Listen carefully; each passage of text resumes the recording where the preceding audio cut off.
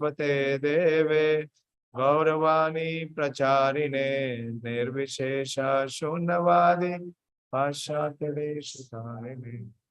Hare Krishna. So we see as Arjuna, he is completely bewildered. He does not find any way that he can give solace and solution to his situation. And he submits to Krishna. But how he submits, he has still not fully surrendered to Krishna, although he is speaking so, but he has not done so. So that is the typical characteristic of a conditioned soul. Not much importance is given to what he speaks, because when the time comes, he is tested. And whatever he speaks, most of it, he does not believe in what he speaks. So we see what Arjuna does. So he says that I surrender unto you because I am a disciple. But in the 9th verse, we saw that he refuses to fight. He said, I shall not fight. And then Krishna took the position of the spiritual master and he rebukes, he chastises Arjuna. And Krishna, in a very poetic way, you see the appreciate how Bhagavad-Gīta is presented. Bhagavad-Gīta is Gita Upanishad. So it is the distilled essence of all the Vedas. That is Upanishad. So in the 11th verse, Krishna told Arjuna that Agata sunascha nanu shochanti panditaha. So Krishna is rebuking Arjuna and saying that you are speaking like those who are learned, but you do not know that one should neither be lamenting for the living nor for the dead.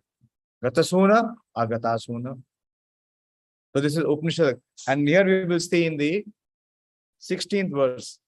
Last time you took 16th verse? So you want me to again continue from 16. And then Krishna spoke about the difference between the body and the owner of the body. Dehina and Dehi. Dehina is the embodied, who is the owner of the body, that is Dehi.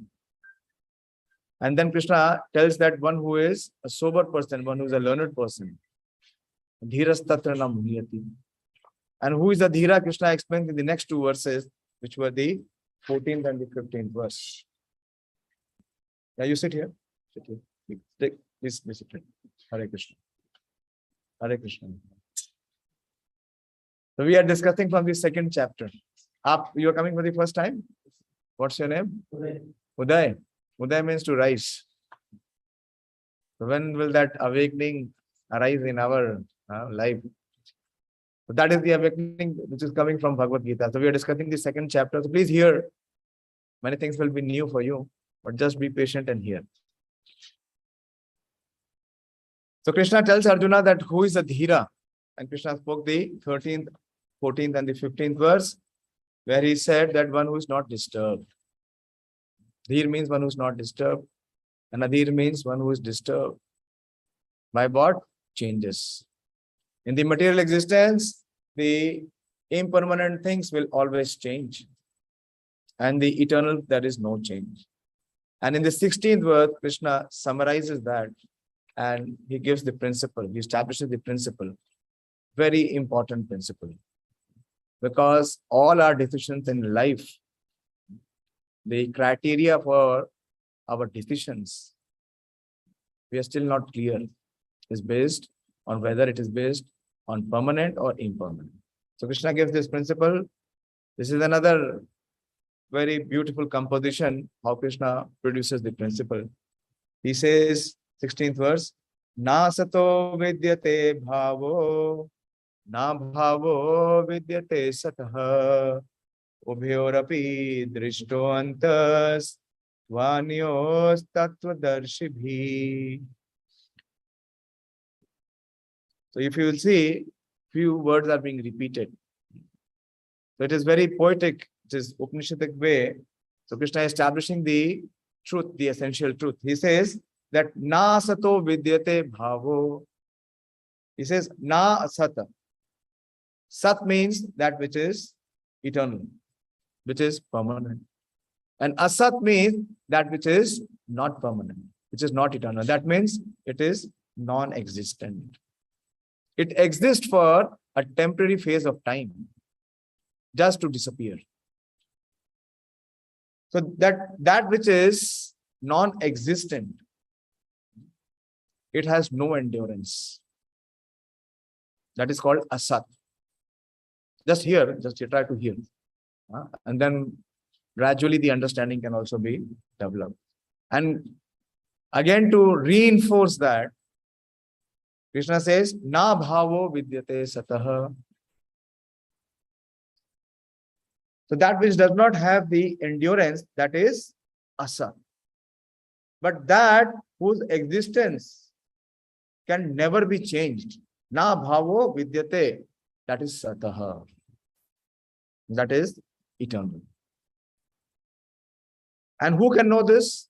Arjuna was claiming to be a wise man, a person situated in knowledge, and Krishna rebuked him. He said, you are not a wise man. Who can see that what is impermanent has no existence, and who can see that has permanence, has no change? Krishna says, ubhyorapi. Ubhyor means two. Two means asat and sat. One who is able to see and distinguish between both. Who can know this? Ubhyorapi drishto antas. Drishti means to be able to see, vision. And anta means which is the conclusion. Like we say Vedantaha. Veda means knowledge. And anta means the conclusion.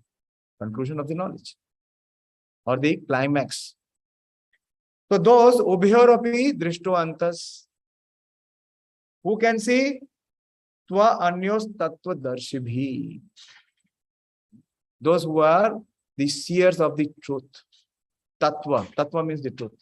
That truth which does not change. And darshibhi means those who have realized. Who have seen this knowledge by their own factual experience. That is realization. So Arjuna, you are not one of them. Through Arjuna, Krishna is, telling all of us. Very important to know this distinction between what is Sat and what is Asat. And Prabhupada has given a very revolutionary translation. Very, very poetic. Very poetic. If you just meditate on this. Those who are the seers of the truth, these are Tattva-darshibhi. Those who are the seers of the truth have concluded that of the non-existent, there are many kinds of bracket. If you have studied, you would have observed there are many kinds of bracket. Normally we see a circular bracket, but here it is not the circular bracket. It says the material body. And there is no endurance of the eternal soul, that there is no change. This they have concluded by studying the nature of both. So here Krishna is introducing the principle of what is Sat and what is Asat. Obviously, Arjuna is enamored by Asat. And he is considering Asat to be Sat. And he is not inclined to do what is right for him, to be on the platform of Sat. So we see in the general scenario, particularly in this age of Kali, everyone is enamored by Asat. This entire material existence is a very strong imposition of Asat. So we will try to understand and relate that what is Asat. What Krishna is saying, that not everyone will be able to distinguish. Only those who are Tattva-darshibhi.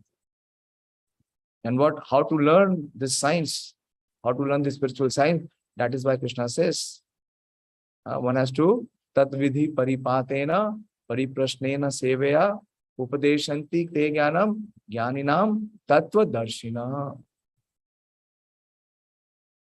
So Prabhupada begins the purport that there is no endurance of the changing body. Arjuna was refusing to fight. Why? Because he thought that if he fought and he killed, people will die. So Krishna is refuting his conception by saying that there is no endurance of this changing body. That the body is changing every moment by the action and reaction of different cells is admitted by the modern medical science. Even all of you, you see, when you start to experiment, what do you see? You see the cells. And the cells are always taking birth and the old cells are dying. So every moment there is change in the body. And thus growth and old age are taking place in the body. So we see, very simply Krishna is explaining that how one can see the difference, that the body is always changing, there is no endurance. Why is Arjuna lamenting? Arjuna is thinking that if he fights and if he kills, there will be loss of life. But the body is always changing. It is consistently changing. As Krishna explained in the 13th verse, that Komaram Yovanam Jara. In any body, the soul passes through various phases. If the childhood body dies and it grows into a youth, does anyone lament? No. One rejoices. Come, Ganesh, Hare Krishna. Thank you for coming, taking the trouble in this end. Come sit here. Right in front. So here the 6 kind of changes are always experienced in material existence in the material body. What are the 6 kind of changes that the body takes birth? It is very nicely explained by one of the acharyas. Shripad Baldev Vidyabhushan also explains about it. And Krishna explains the phenomena. It is called Jayate, Samsparshaja. The body takes birth. So, Jayate means to take birth.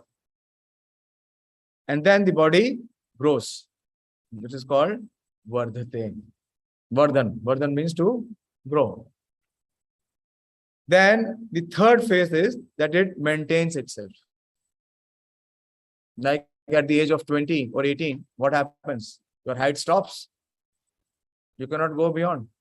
Whatever you try. Isn't it? The ceiling limit comes. Right, wrong.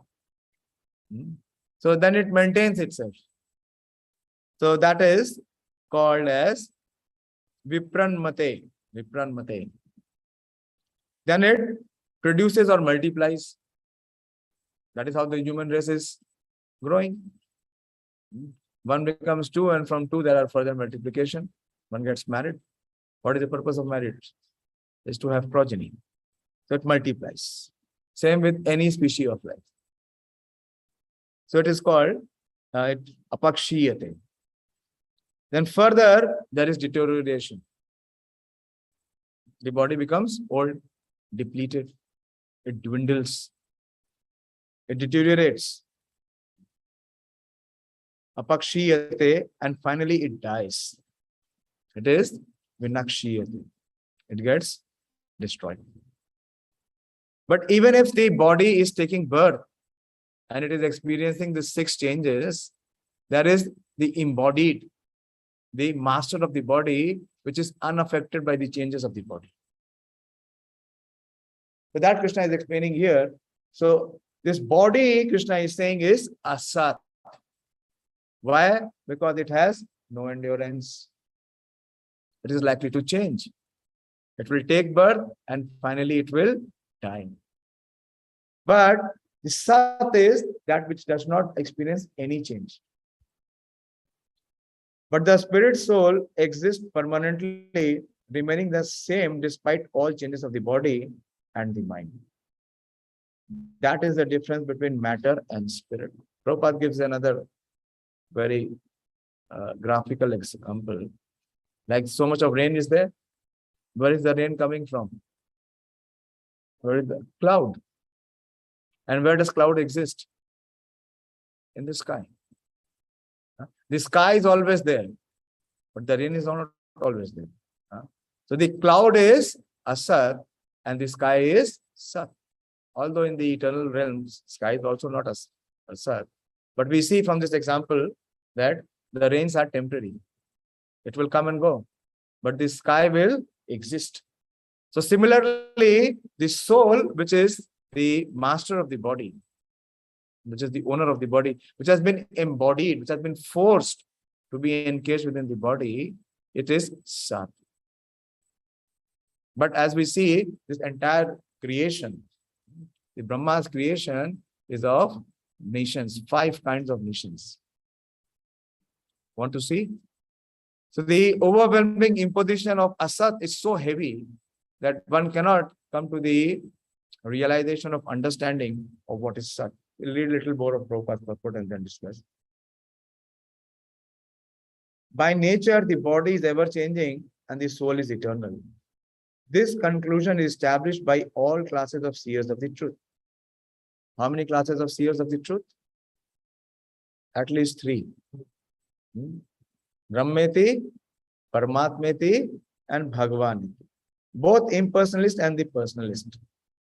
In the Vishnu Puran 2.12.38, it is stated that Vishnu and his abodes all have self-illuminated spiritual existence. Jyotis Ismi Vishnu Bhuvanani Vishnu. The word existent and non-existent refer only to spirit and matter. So what is body?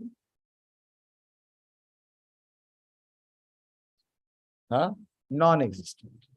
Non-existent. In the introduction, Prabhupada gives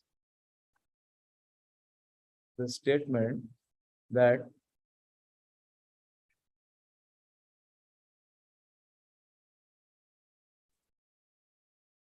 we are threatened by the non-existent.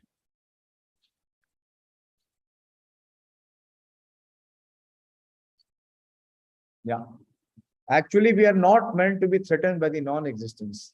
Our existence is eternal, but somehow or other we are put into Asat. Asat refers to that which does not exist. What is being referred here as Asat? Body. So to the extent we identify with our body, to that extent we are in Asat. So we see in this scenario that we are faced with, it is a scenario which is having the heavy imposition of Asat. Everything is Asat, where everything is changing here.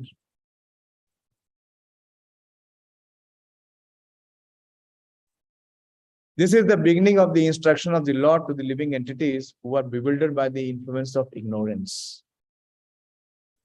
What is this ignorance? So this ignorance is explained in Srimad Bhagavatam, that the creation is carried out by Lord Brahma. Lord Brahma has been given the charge to create. And in Brahma's creation, there are 5 kinds of nations or ignorance. Very interesting. This is from Srimad Bhagavatam, 3rd canto, 12th chapter, which speaks about the creation.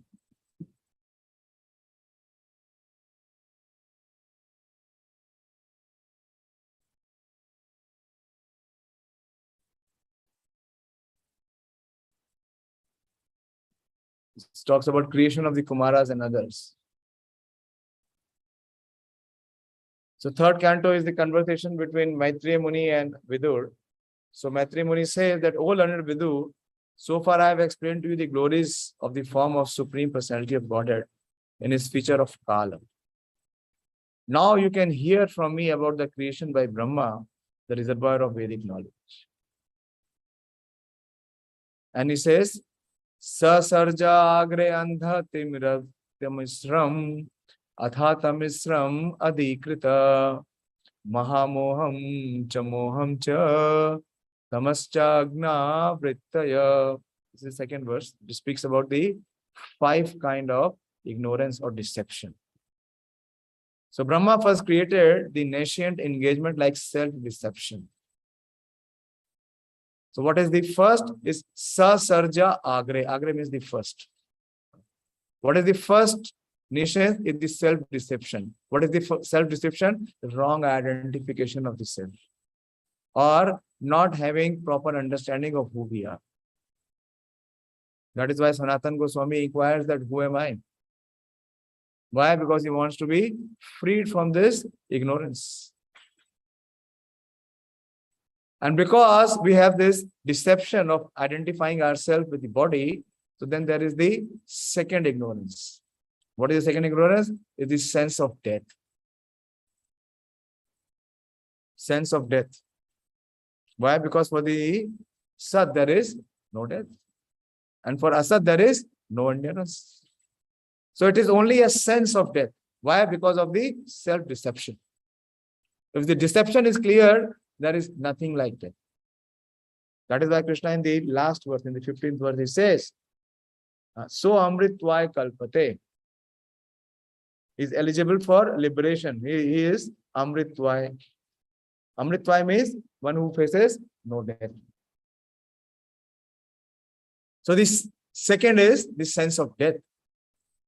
And then it further leads to anger after frustration. So in all material efforts and endeavors, there are many times what we are faced with frustrations. And what arises? Uday? Anger. Isn't it? If our expectations are not met, there is anger. Sadness, moroseness. Yeah. And the false sense of ownership. And the illusionary bodily conception or forgetfulness of one's real identity. So this is there.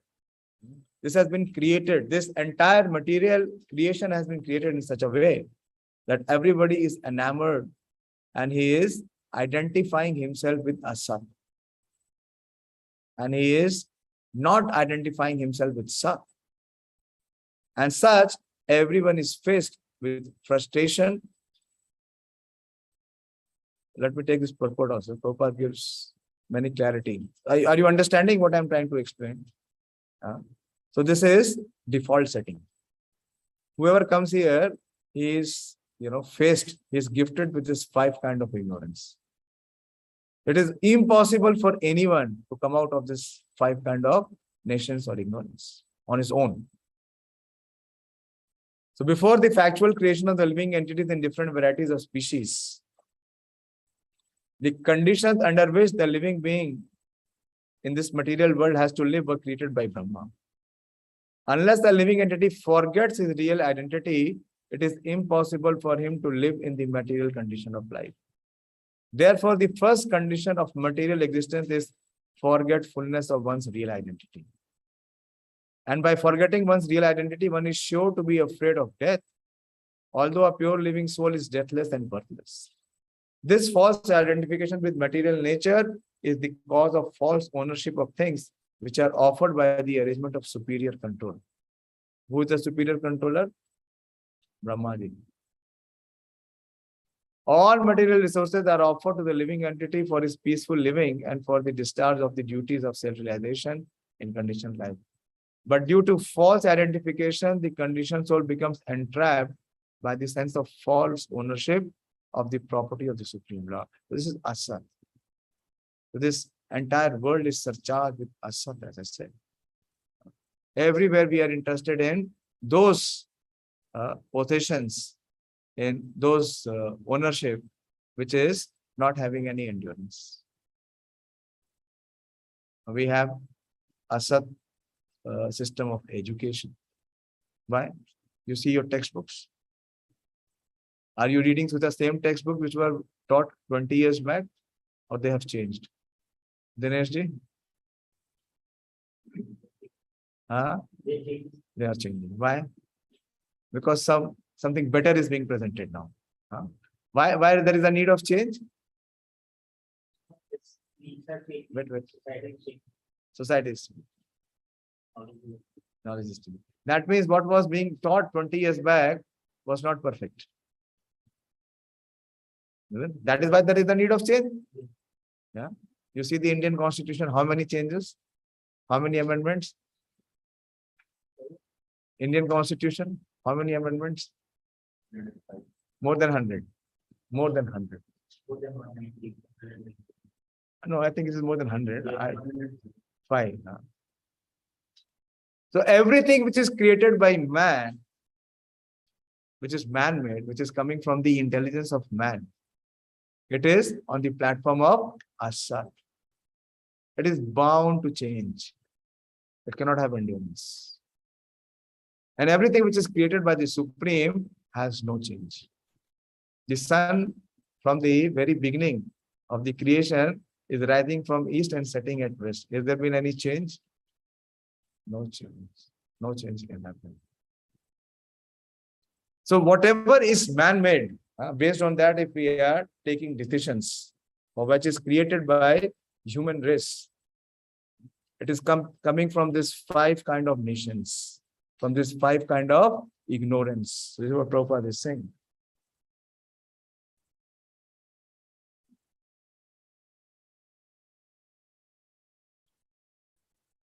Those who are bewildered by the influence of ignorance. The removal of ignorance involves the re-establishment of the eternal relationship between the worshipper and the worshipable, and the consequent understanding of the difference between the part and parcel living entities and the Supreme Personality of Godhead. So unless and until one comes to the platform of Sat. What is Sat? That which never changes. Bhagavad-Gīta shlokas were 700. 5,000 years back. They remain to be 700. No, nothing has changed. Nothing has changed. Whatever the Supreme Lord has created, there is no change. Why? Because it is on the platform of Sat. So our existence is only on the platform of Asat. So the purpose of human life is Asatoma Satagamaya. Tamso ma jyotirgamaya. And Asato ma Satagamaya. Mrityor ma Amritgamaya. So to the extent we remain on the platform of Asat, we will always have this deception, false identification, and a sense of death, and forgetfulness of one's real identity. So Bhagavad-Gīta is spoken by Krishna to remove this ignorance and to re-establish our relationship with the Supreme Lord. How? When we accept his advice and instructions from Bhagavad-Gīta. So how we can, uplift ourselves from the platform of Asat to come to the platform of Sat? Simply by accepting the instructions and the advice given in Bhagavad-Gīta.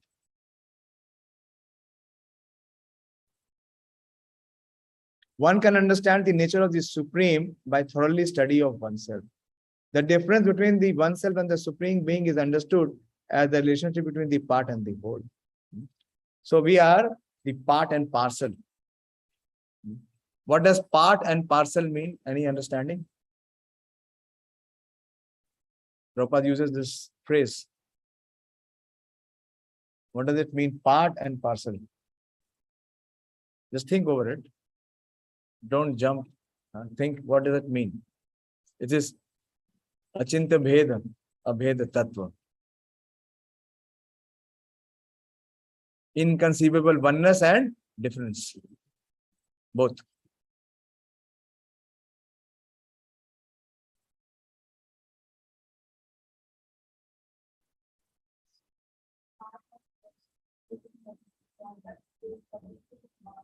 Our soul is a part.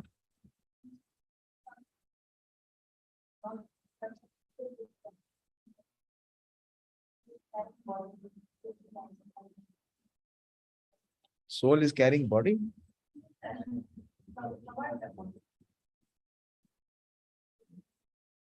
Now, any other further understanding? What is part and parcel, Manish? Yeah. Yes. Yes.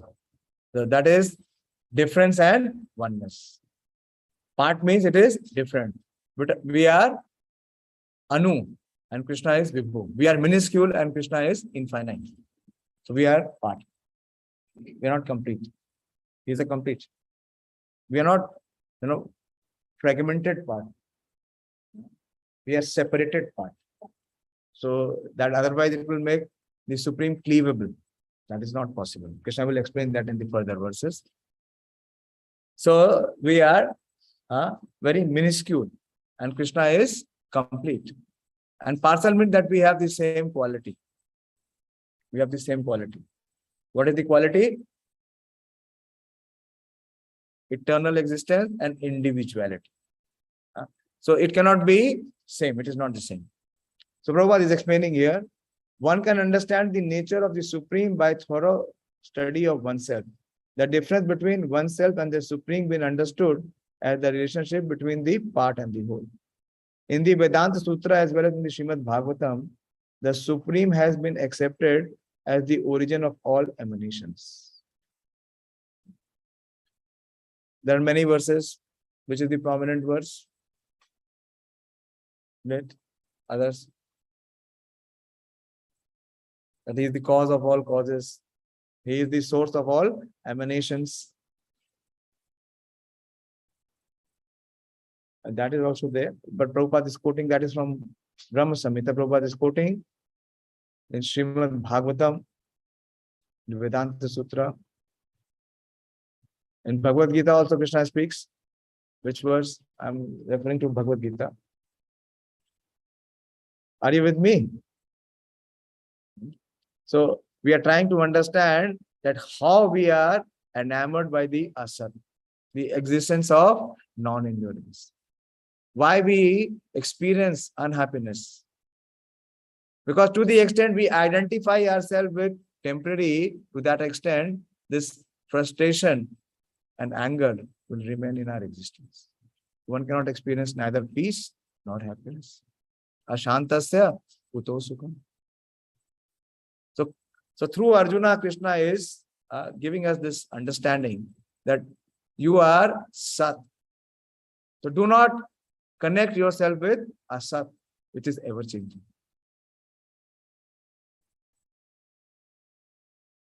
The living entity belongs to the superior nature as it will be revealed in the 7th chapter. Although there is no difference between the energy and the energetic is accepted as the supreme and the energy or nature is accepted as the subordinate. The living entities, therefore, are always subordinate to the Supreme Lord, as is in the case of the master and the servant, or the teacher and the taught. Such clear knowledge is impossible. See, very important.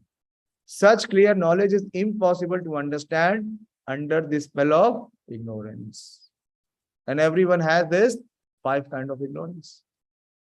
So that is why self-realization is not easy. And to drive away such ignorance, but it does not mean that if we are saddled in ignorance, ignorance cannot be removed. So Krishna is diagnosing the problem, but he's also giving the solution.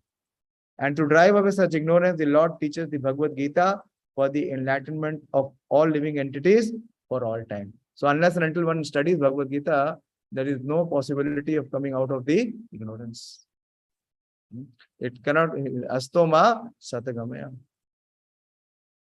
Then Krishna explains these 2 principles in further verses. First, he explains what is na bhavo vidyate sataha. What is na bhavo vidyate sataha? What did you understand by na bhavo vidyate sataha? Are you with me? A little technical, but if you apply your attention, you can catch it.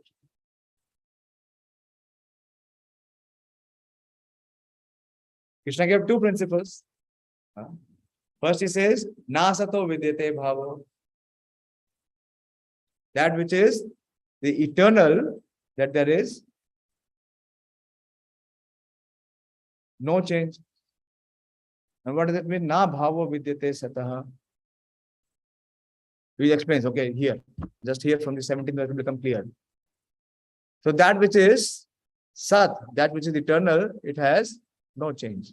How? He explains in the 17th verse.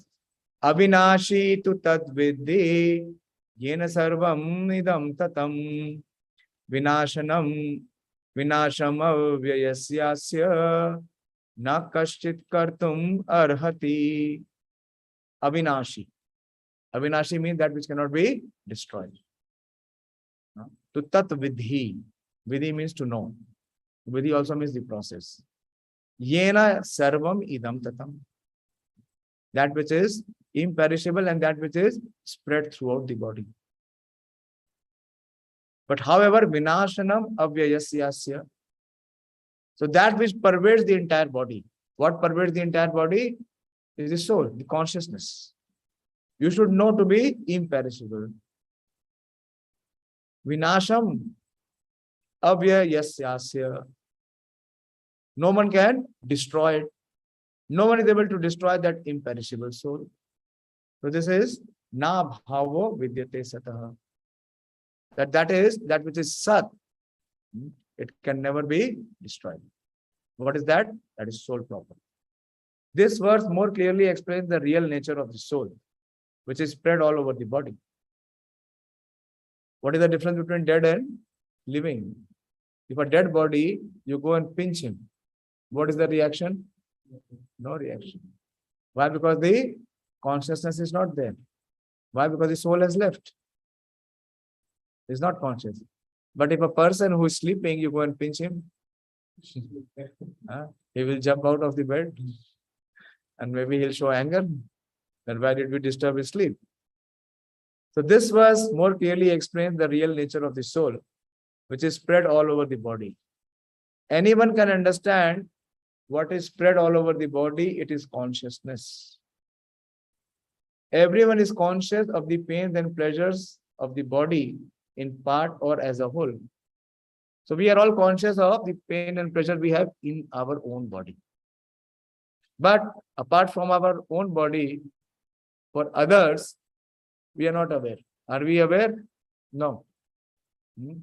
What is happening? Mamta is watching there. Any pain or pleasure she is experiencing, I cannot tell. Same with the case with her. So we are restricted. Our consciousness can only catch to the extent of our own bodily experience. This spreading of consciousness is limited within one's own body. The pains and pleasure of one body are known to another. Therefore, each and every body is the embodiment of the individual soul. Very simple. We can see that through the presence of the soul, what we can experience? Pain and pleasure. And the symptoms of the soul's presence is perceived as individual consciousness. And it is amazing, great detail is given, Prabhupada gives. The soul is described as 1/10,000th part of the upper portion of the hair point in size. How atomic? You are able to see, you are all scientist people, you are able to see neutrons, protons, and many micro sized. But please try to see this. Prabhupada quotes from Shveta Upanishad. He says, Balagra Shat Bhagasya Shatada Kalpitasya Cha Bhago Jiva Sabhigneya Sachananyantya Kalpate. When the upper portion of the hair, you take a hair from your scalp and divide into 100 parts. Would be difficult, but maybe some instrument might be there that the hair can be divided in 100 parts. Is it possible to divide the hair in the 100 parts in your lab? No. And you take that 100th part of the hair and further divide it again into 100 parts. So 100 into 100 becomes 10,000. So that is 10,000. Shata bhagasya shatadha. So 100 into 100. Each such part is the measurement of the dimension of the spirit soul. So it is so atomic. It is so small. But see, even if it is so small, it is so atomic, how much power it carries. The size of the soul remains the same, whether it is in the size of in the body of a child or in the body of a whale or an elephant. It makes the body move and function. And as soon as the soul leaves, the body is useless. The Prabhupada quotes from other scriptures also. He says, similarly, the same version is stated. Keshagra Shat Bhagasya, it is exactly the same. Shata Amsa Sa Drisha Shatmakaha. Jiva Sukshma Swarupoyam. Sukshma means very minute. Sankhitito Hichit Kanaha. There are innumerable particles of spiritual atoms which are measured as 1/10,000 of the upper portion of the earth. Therefore, the individual particle of spirit soul is a spiritual atom smaller than the material atom. So this is a spiritual atom which cannot be perceived by any microscope or by any lab equipment or not even by the human eye. The human eye will not be able to see such minuscule size. This very small spiritual spark is the basic principle of the material body. And the influence of such spiritual spark is spread all over the body as the influence of the active principle of some medicine spreads throughout the body. Prabhupada gives a very, practical example. Like you see, you take a small tablet. Many times we are faced with so many diseases. What it does? We take some prescription given by the doctor. It's a small tablet. And as soon as the tablet goes inside the body, what it does, it starts to give its effect. And that effect is seen in the entire body. Many times we take brufen or paracetamol. What it does? It abates the fever or the pain in the body. So it spreads throughout the body. So that is the active principle. Prabhupada is relating to it. This current of the spirit soul is felt all over the body as consciousness. And that is the proof of the presence of the soul. And Prabhupada says, any layman can understand the material body minus consciousness is a dead body. And this consciousness cannot be revived in the body by any means of material administration. Is it possible? Then no one would die if he could be revived. Therefore, consciousness is not due to any amount of material combination, but to the spirit soul. And Prabhupada quotes further in the Mundak Upanishad 3:19, the measurement of the atomic spirit soul is further explained.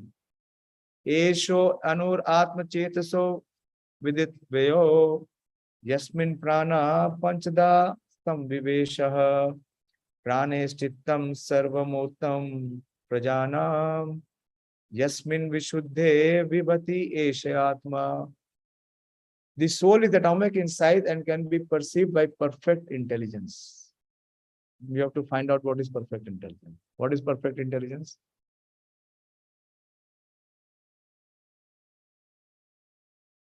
What is perfect intelligence? No? Shastra, Sadhu, and Guru. Spiritual intelligence. This atomic soul is floating in 5 kinds of air. Further description is given. Very fascinating about our own selves, of who we are and how it functions. There are 5 kinds of air. What are these? Prana, Apana, Vyana, Samana, and Udana. Is situated within the heart. Where does the soul reside? In the heart. And within the heart, there are 5 kinds of pranavayu. It's called pranavayu. It's called 5 pranavayu. When the soul leaves this prana, the body becomes dead. So it is floating within this 5 pranavayu. And it spreads this influence all over the body of the embodied living entity. When the soul is purified from the contamination of the 5 kinds of material air, its spiritual influence is exhibited. So in the contaminated stage, in our stage of identifying with the body, one cannot perceive of the soul. So what is the process? The process is of purification. The Hatha Yoga system is meant for controlling the 5 kinds of air, encircling the pure soul by different kinds of sitting postures. Not for any material profit, but for liberation of the minute soul from the entanglement of the material atmosphere. So the constitution of the atomic soul is admitted in all Vedic literature, and it is also actually felt in practical experience of any sane man. So we can see very simply what is the difference between someone who is living and dead. Clinically, he is the same. What is missing is consciousness. And consciousness comes not from the body, it comes from soul. And for that soul, by any human intelligence, we have no conception or understanding. So the constitution of the atomic soul is admitted in Vedic literature, and it is also actually felt in practical experience. So how to know about the soul is through Vedic literature. How we are coming to know about the soul, that we are not this living body, but we are soul, is through Vedic literature. Only an insane man can think of this atomic soul as all-pervading Vishnu Tattva. The influence of the atomic soul can be spread all over a particular body. According to the Mundak Upanishad, this atomic soul is situated in the heart of every living entity. And because the measurement of the atomic soul is beyond the power of appreciation of the material scientist, within the power of appreciation or estimation of the material scientist, so far none. Never, not possible. Some of them assert foolishly that there is no soul. That we cannot see does not exist. The individual atomic soul is definitely there in the heart along with the super soul. And thus all energies of bodily movement are emanating from this part of the body. Till the time the soul exists in the body, the heart pumps. You have seen? As soon as the soul leaves, the blood becomes useless. Hardly there is blood. The corpuscles which carry the oxygen from the lungs gather energy from the soul. When the soul passes away from this position, the activity of the blood generating fusion ceases. Medical science accepts the importance of red corpuscles, but it cannot ascertain that the source of the energy is the soul. Medical science, however, does not admit that the heart is the seat of all energies of the body. So that is the limitation of the medical science. Because as we have discussed, that it is not possible by any human means to come to any understanding of the existence of soul. So what we have to do, we have to take resort to spiritual intelligence or perfect intelligence. Such atomic particles of the spirit whole are compared to the sunshine molecules. In the sunshine, there are innumerable radiant molecules. Similarly, the fragmental parts of the Supreme Lord are atomic sparks of the rays of Supreme Lord called by the name Prabha or superior energy. So whether one follows Vedic knowledge or modern science, one cannot deny the existence of the spirit soul in the body. And the science of the soul is explicitly described in the Bhagavad-Gīta by the personality of Godhead himself. So how to come to know about the knowledge of the soul is by becoming a student of Bhagavad-Gīta, by accepting the authority of Krishna. We see there is one famous autobiography of a very famous personality in India. What is it called? My Experiments with Truth. You know? Gandhiji. But here Krishna is revealing the truth. That na sato vidyate bhavo, na bhavo vidyate sata. What is there to experiment with the truth? What one has to do? One has to accept the truth. One has to agree to abide by the truth. And as he aligns with the truth, he can advance and come to the realization of coming to the platform of Sat. There is nothing to be experimented. The truth is the truth itself. It does not change. So what is there to be experimented? That means the understanding is not clear. It is on the platform of Asat. Experiment means it will change. Right or wrong? So it's not on the platform of Sat. And then Krishna explains the next principle, the first principle, which says, Na sato vidyate bhavo. That which is asat, it has no endurance. How? Antavanta ime deha nityasyokta sharirina anashino aprameyasya tasmat yuddha svabharata. He says antavanta. Anta means that will have end. That is perishable. What? ime deha. We talked about dehina or dehi. There are two aspects, sat and asat. So what is deha? The body. It is asat. And what is its quality? It is antavanta. It is sure to be destroyed. Nityasya ukta sharirina. So sharir and shariri. Deha and dehi. Deha means the body and dehi means the owner of the body. Sharir means the body and sharirina means the owner or the master of the body. Whereas the sharirina is nityasya uktaha. Nitya means which has no end. Ukta means it is being spoken or it is being said. The material body of the indestructible, and it is anashino. Again it is said. Nitya means it is not to be destroyed. But again Krishna is re-emphasizing. He says it is anashino. Anashino means that it cannot be destroyed. And it is aprameyasya. Prameya means that which can be measured. It is aprameyasya. It cannot be measured. We saw Prabhupada quoted so many and why this term is being used by Krishna, aprameyasya. We saw in the previous verse, Prabhupada quoted so profusely from three of the different sources. That was the size. So it is prameya. Prameya means it can be measured. But here Krishna is saying it is aprameyasya. How to reconcile this?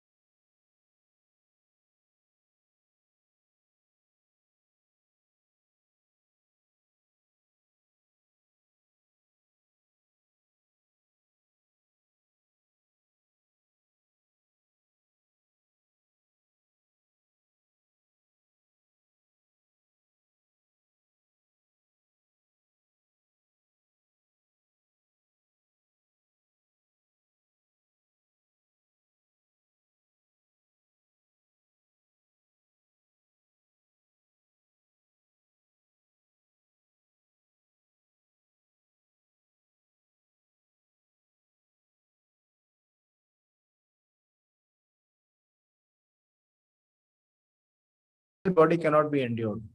It is sure to die. But the eternal, it cannot be terminated by any means. So Prabhupada says in the purport, the material body is perishable by nature. It may perish immediately or it may do so after 100 years. Many times we have spoken that we have the date of manufacture, but we do not know the date of expiry. There is no fixed time. Like any product is produced, so they have a timeline that it will stay for 1 year or 1 month. But this human body, there is no timeline. It is a question of time only. There is no chance of maintaining it indefinitely. But the spirit soul is so minute that it cannot even be seen by an enemy, to say nothing of being killed. I remember of Socrates. Socrates was a great Greek philosopher, and he had some understanding of the existence of soul. So he had some difference with the king. And the king sent his men to go and kill him. And when the soldiers approached to arrest him and to take him for being hanged, he was very cool. He was undisturbed. He was a dhira. Dhirastatra na muhyate. So the commander asked him that, are you not afraid that we are going to give you death sentence? He said, how can you give me death? Huh? You cannot even see me. You cannot even touch me. So how can you kill me? There is no question of being killed. So it says, Prabhupada is saying, that the spirit soul is so minute that it cannot be even seen by an enemy, to say nothing of being killed. As mentioned in the previous verse, it is so small that no one can have any idea how to measure its dimension. That is why it is aprameya. So from both viewpoints, there is no cause of lamentation. Tasmat yuddhasva bharata. Because the living entity, as he is, cannot be killed, nor can the material body be saved for any length of time or permanently protected. So both the conditions apply. That the soul cannot be terminated or killed by any means. Krishna will again explain it in further verses. Not by any material means. Nor the body can be endured or preserved. In any case, the body is going to be perished. So what one has to do? One has not to be influenced. One must perform his duty. One must perform his dharma. Bhagavad-Gīta is very revolutionary. Bhagavad-Gīta does not talk about religion. It equates religion with performing one's duty. Dharma. And the Mahavakya is karmanyeva adhikaras. Coming in this human form of life, one has only one adhikar. One has only one right. What is his right? Is to perform his duty. That is his dharma. And we should not be influenced by the asat. If we come to the platform of sat, then only one can perform duty.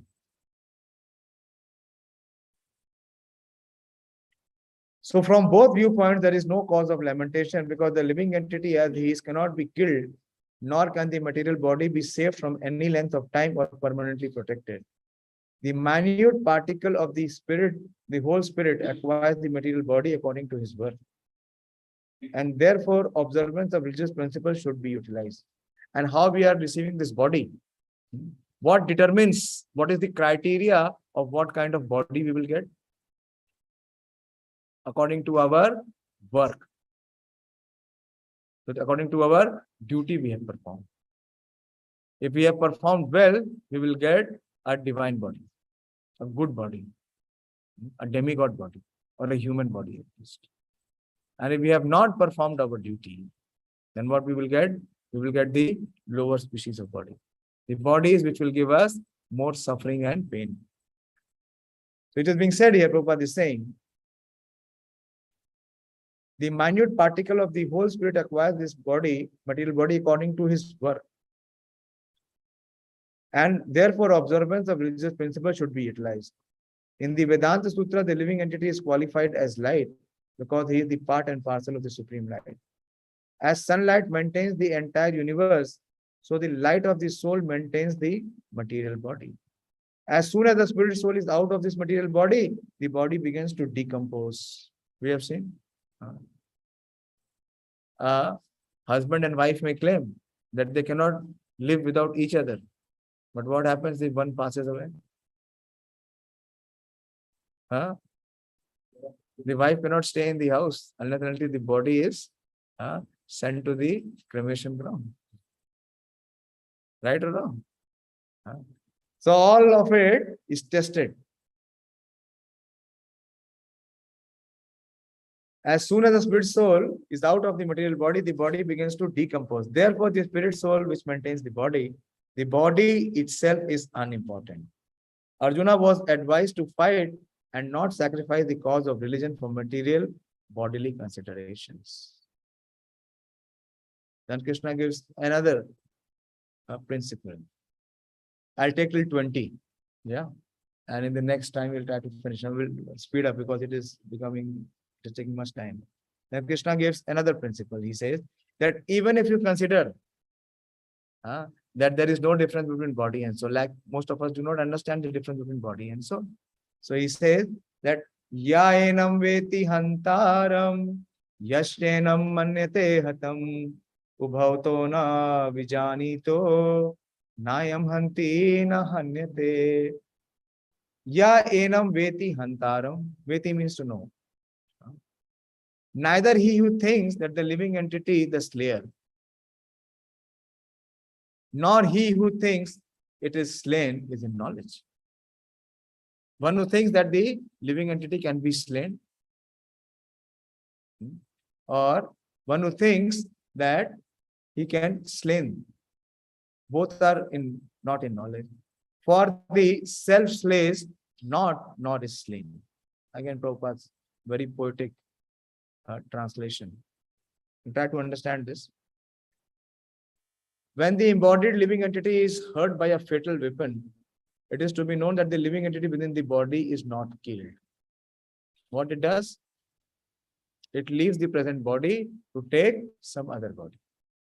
Isn't it? That is called the transmigration of the soul.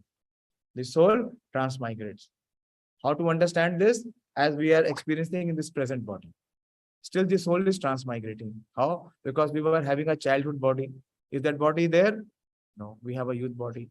But will we continue to have this youth body after a few years? No. So again, it will migrate.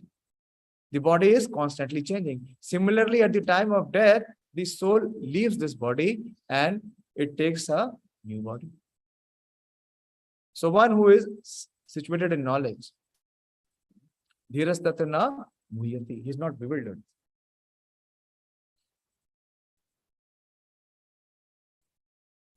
The spirit soul is so small that it is impossible to kill him by any material weapon, as will be evident from subsequent verses. Nor is the living entity killable because of his spiritual constitution. What is killed or is supposed to be killed is the body only. This, however, does not at all encourage killing of the body. So it happened once in US. Prabhupada was preaching, and one person, he heard this, that the soul is indestructible, soul cannot be killed. So he started to kill. But no.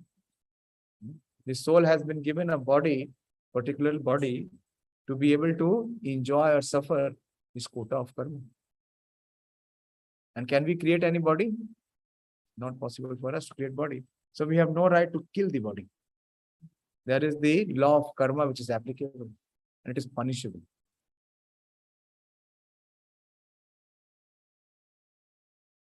This, however, does not at all encourage killing of the body. The Vedic injunction is Ma himsayat sarva bhutani. Never commit violence to anyone. Nor does understanding that the living entity is not killed encourage animal slaughter. So Prabhupada emphasizes on this.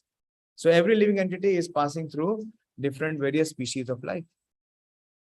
So what we are doing to the helpless animals, we are killing them, slaughtering them, and eating them.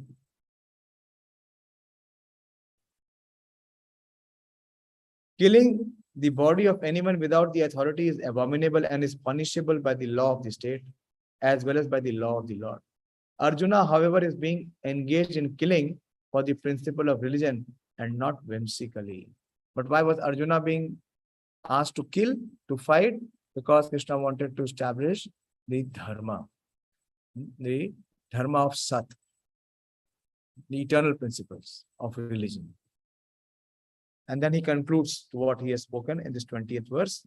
So far what we have discussed, he encapsulates in this verse, Na jayate mriyate va kadachin, nayam bhutva bhavita va na bhuya, ajo nityam shashvatoyam purano, na hanyate hanyamane sharire. Na jayate. Jayate means to take birth. So na jayate. So that which does not take birth, that means there is no possibility for it to be killed. Na mriyate. Nayam bhutva bhavita va na bhuyo. That it is not that in the present it has come into being. It is there, since time immemorial. He has not come into being, does not come into being, and will not come into being. That means he is always present. There is no future, past, or present. He is eternal. If it is limited to future, past, and present, that means it is not eternal. That is why it is ajaha. Aja means it is unborn. Same thing. Na jayate, it is ajaha, unborn. And it is nityaha. Nitya means it is everlasting. Shashvataha, permanent. And it is Purano. Purano means it is since the time immemorial. Na hanyate, it cannot be killed. And what that is killed? Hanyamane sharire. For the soul, there is neither birth nor death at any time. He has not come into being, does not come into being, and will not come into being. He is unborn, eternal, ever-existing, and primeval. Primeval means he is the oldest. He is existing since time immemorial, since the beginning of the creation. He is not slain when the body is slain. So Krishna has summarized to what he has spoken in the last few verses. Qualitatively, the small atomic fragmental part of the Supreme Spirit is one with the Supreme. Qualitatively. What is the quality? Of eternity. And what is second quality? That is eternal, unborn. Individuality. Individuality. Both are not same. They can never be the same.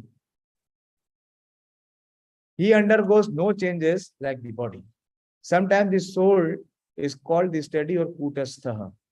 The body is subject to 6 kinds of transformation we discussed. It takes its birth from the womb of the mother. Body remains for some time, grows, produces some effects, gradually dwindles, and at last vanishes into oblivion. The soul, however, does not go through such changes. The soul is not born. But because it takes on the material body, the body takes its birth. The soul does not take birth here. The soul does not die. Because the soul leaves. What is death? As soon as the soul leaves the body, we experience death. Till the time the soul exists, the body is also deathless. As soon as the soul leaves, that means the body is already dead. Till the time the soul exists in body, body is life. Otherwise, body is dead.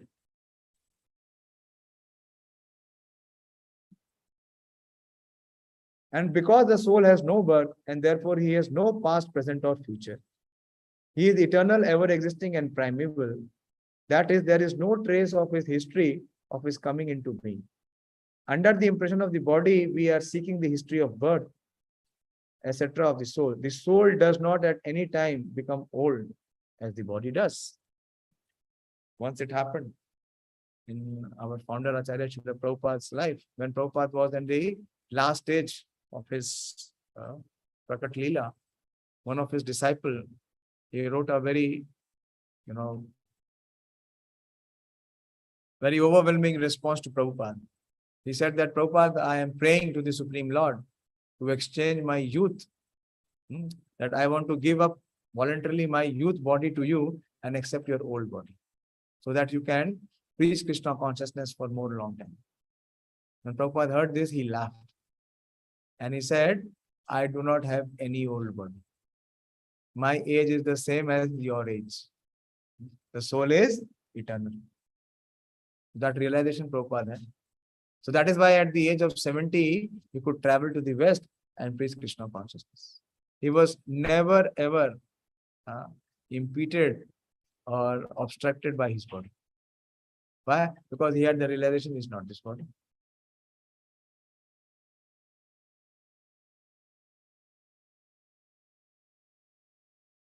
Under the impression of the body, so that is why we celebrate birthday.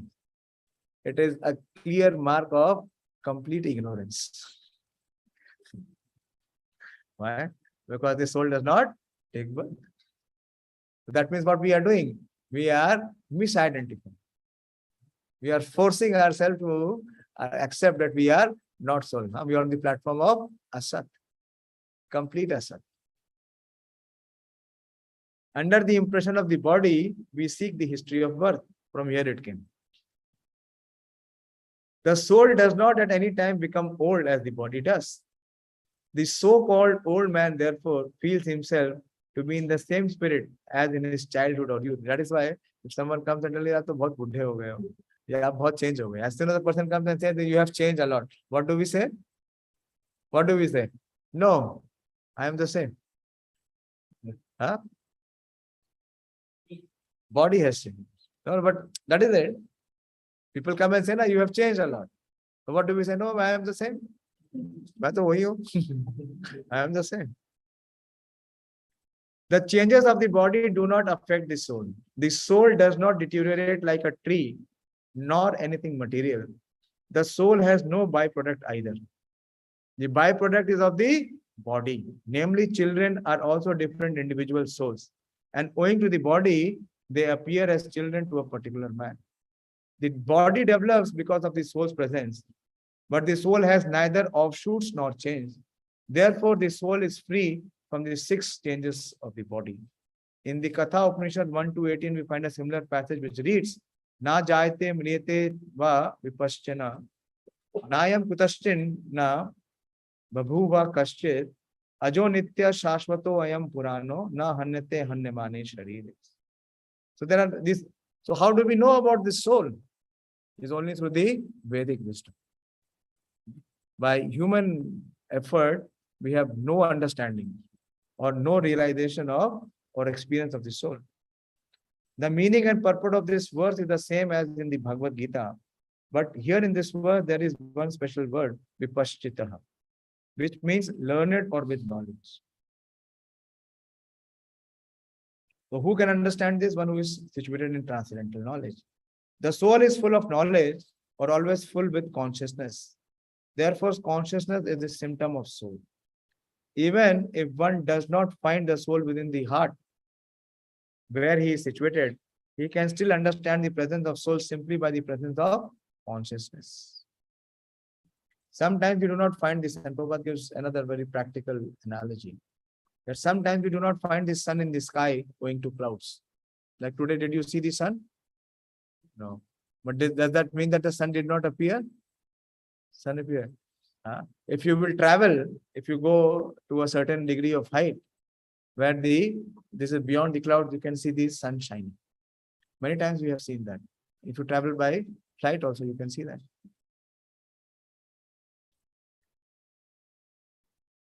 But the light of the sun is always there, and we are convinced that it is there for daytime. As soon as there is little light in the sky early in the morning, we can understand that the sun is in the sky. Similarly, since there are some consciousness in all bodies, whether man or animal, we can understand the presence of the soul. Once Prabhupada was speaking with one of the father in the churches, I think it was in France. Prabhupada asked him that, why do you kill animals and eat? So he said that, Swamiji, the animals do not have soul. The animals do not have soul. If the animals do not have soul, so how do they counterattack? They also eat, we also eat. They also sleep, we also sleep. They also defend, we also defend. They also mate and produce, we also mate and produce. But that level of consciousness is not to the extent of human development. This consciousness of the soul is, however, different from the consciousness of the Supreme, because the Supreme consciousness is all knowledge, past, present, and future. The consciousness of the individual soul is prone to be forgetfulness. So in this material existence, in this existence of asat, because of the wrong identification, what we do? We forget. So this is the covering given by the false ego. When he is forgetful of his real nature, he obtains education and enlightenment from the superior lessons of Krishna. But Krishna is not like a forgetful soul. If so, Krishna's teaching of Bhagavad-Gīta would be useless. there are two kinds of soul. Very interesting. There are two kinds of soul. Namely, the minute particle soul, Anu Atma, and the super soul, Vibhu Atma. This is also confirmed with the Katha Upanishad 1-20. Anor Aniyam, Mahato Mahiyan, Atmaste Jantur Nihito Guhaya, Tamakruto Pashyati Vita Shoko, Dhatu Prasadan Mahimanam Atmana. Both the super soul, Paramatma, and the atomic soul, Jivatma, are situated on the same tree of the body. So there are two distinct. Within the heart, there are two souls. One is the individual soul, which is the self, and then there is also the super soul. Super soul is the Paramatma. It is like that there are two birds which are sitting on a same tree. So the super soul, Paramatma, and the atomic soul, Jivatma, situated on the same tree of the body within the same heart of the living being. And only one who has become free from all material desires, as well as lamentations. Tam akruta pashyati vita shokaha. Vit means is freed. From what? Shokaha. Shoka means lamentation. And how can one be free from lamentation when he is free from material desires? Because one who has material desires, what he is always lamenting. He is hankering and lamenting. So by the grace of Supreme, understand the glories of the soul. Krishna is the fountainhead of super soul also, as it will be disclosed in the following chapters. Which chapter? No. Which chapter? We did the first chapter.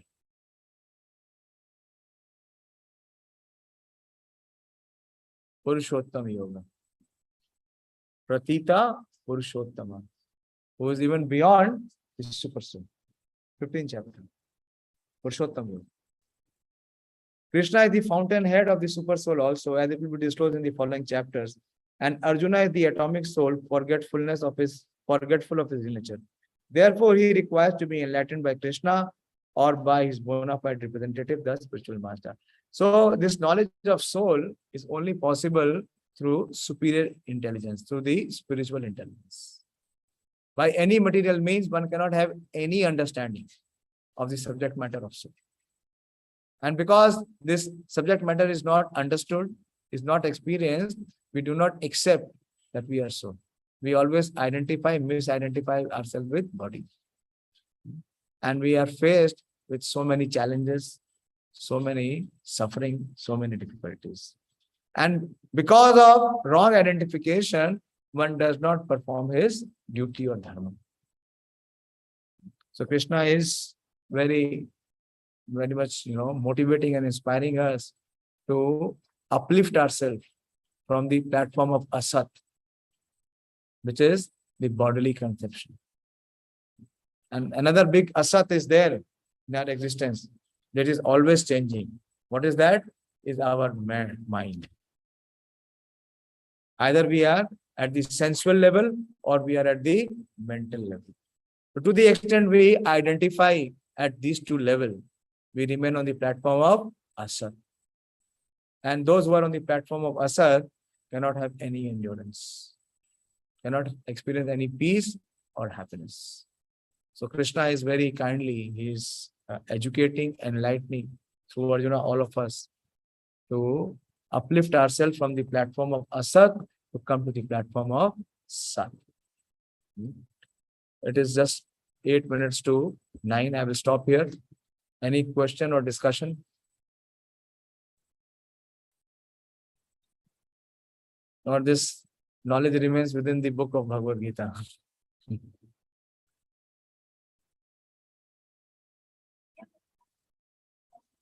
Yeah, but Krishna uses both of the verses, both of the terms to reinforce.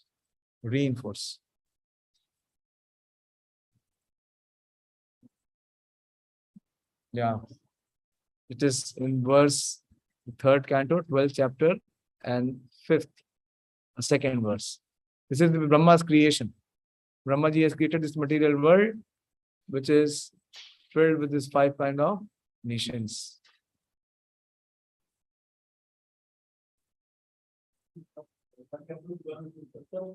Second verse. Yeah. I'll repeat it. First is the self-deception. What is self-deception? Is wrong identification. We identify ourselves with either the mind or the body. This is self-deception. And because we identify ourselves with body, we have a sense of death. This is another ignorance. And then in all of our endeavors and efforts, we have frustrations. The anger after frustration. Then there is the false sense of ownership and forgetfulness of one's real identity. So these are the 5 kind of nations or ignorance. Everyone is born with this 5 kind of ignorance. He may be a Nobel laureate or he may be an illiterate. This is common.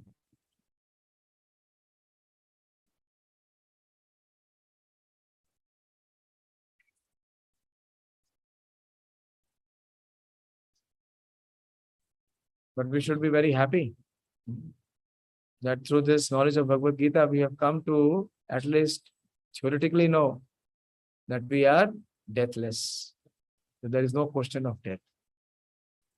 Only to the extent we are on asat, we will have fear of death. Yeah.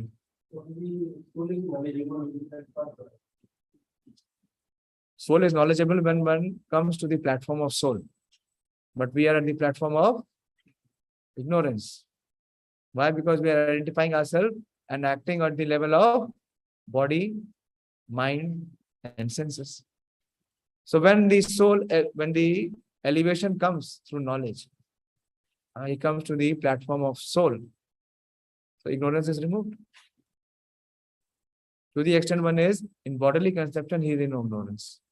As soon as he has this understanding that he is not this body, he is liberated. Liberated.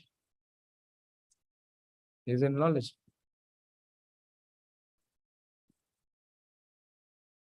That is why Krishna is speaking this knowledge of Bhagavad-Gīta. So Krishna is giving the real identity. This ignorance is due to misidentification. So Krishna is very beautiful. One devotee was very nicely explaining Gita. Krishna takes the position of Guru. And what does Guru give?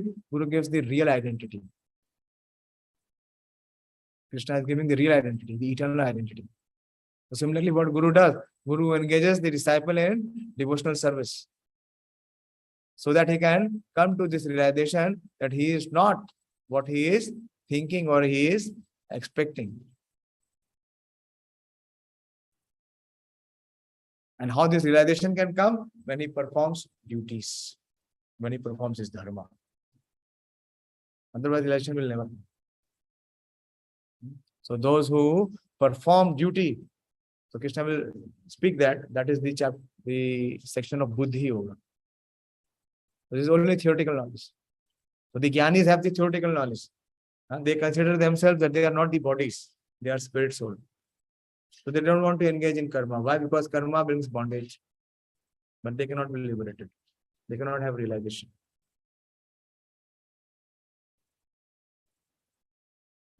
So unless until one performs his dharma, his duty, he cannot come to the realization of being an Atma. So the entire Gita is in 4 letters. G is Guru. He gives the real identity. And how one realizes the identity is by performing 2 duties. Many times I have spoken about it. 2 duties are what? Constitutional and occupational, both. Both have to be performed. What was Arjuna trying to do? He was trying to run away. If you were a student, he said, no, what is it is useless. Why should I study? Anyway, this is asad. It is ever changing. What you will do? Prabhuji, I'll come with you and be in the temple. What you will do in the temple? You will create disturbance. Remain here. Remain here. Become a first-class student. And also perform your constitutional duty. Study Bhagavad-Gīta. Gain this knowledge. and spread this knowledge. Then you can have realization that you are not this body. So Bhagavad-Gīta encourages us to perform duty, not to give up the duty. Without performing duty, one can have no realization. Prabhupada was already realized why he had to go to the West at the age of 70, accept so much of trouble and tribulation.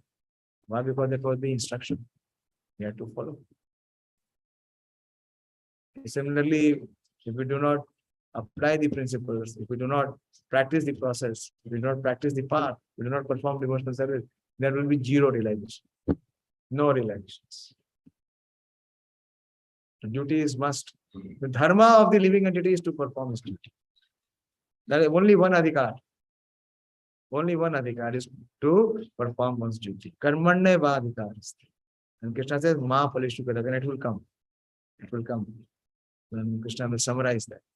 So here we see in these verses, Krishna is so distinctly explaining not to be influenced by asat,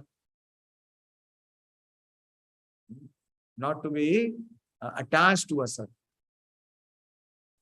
And who is a devotee? One who gives up asat. Asat sang tyag ei Vaishnava. Give up asat. Everything in this material existence is asat. Why? Because it is coming from the human mind and intelligence. It is ever changing. So what we have to learn from this verses, that we should not put faith on asat, where we have to repose our faith on sat, and we just have to follow. To that extent, we are faithfully following. To that extent, we will realize that we are sat, we are not asat. Okay, it's already late and it is raining. So,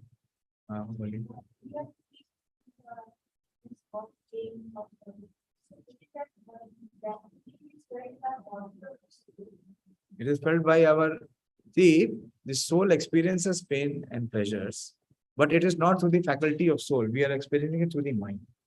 The pains and pleasures are where? In the mind. So the body, we experience it in the mind. Sometimes the body is giving pain, but we are absorbed somewhere else. So we don't feel the pain.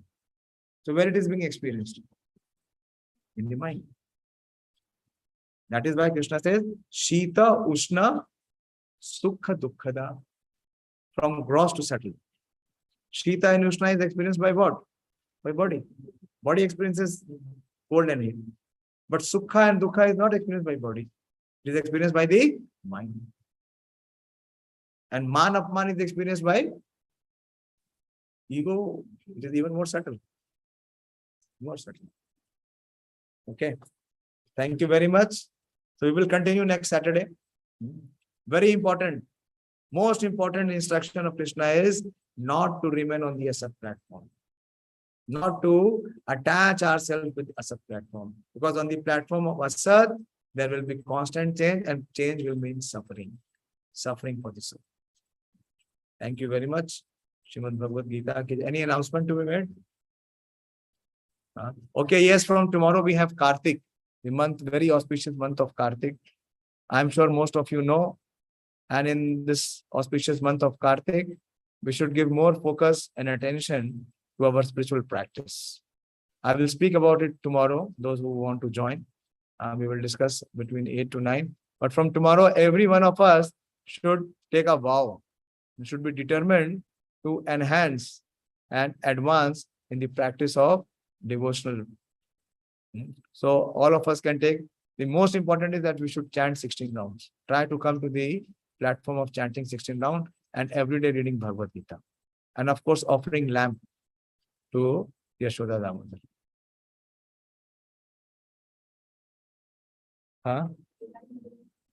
Vrindavan Yatra, yes, I have already declared. You can declare here. Thank you very much. Srimad Bhagavad-Gīta ki jai.